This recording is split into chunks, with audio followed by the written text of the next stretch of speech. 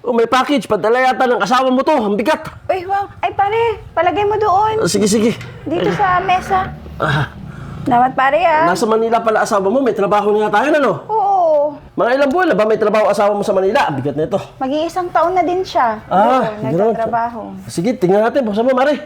Wait lang, ah. Mabuti ka pa. May trabaho na yung asawa mo at napapadalhan ka na buwan-buwan. Oo nga, eh. Ano kaya to? Kaya, tingnan natin. Ano naman?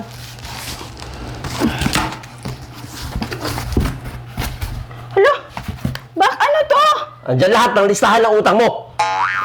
Nagbayad ka. Akin na. Asawa mo, may trabaho na lahat-lahat sa Manila. Hindi ka pa marunong magbayad ng utang. Akin na. Pare, 1,000 lang yung pera ko dito, eh. Akin na yan. Kahit pa paano, makabawas-bawas. O Akin na yan. itong, kuhaan ko rin itong barya. Ikaw talaga.